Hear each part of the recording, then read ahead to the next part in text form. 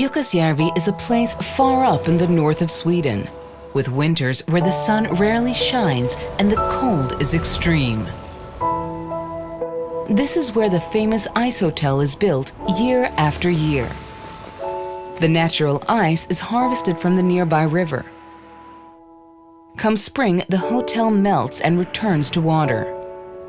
It's a project that takes the community and sustainability to a new level.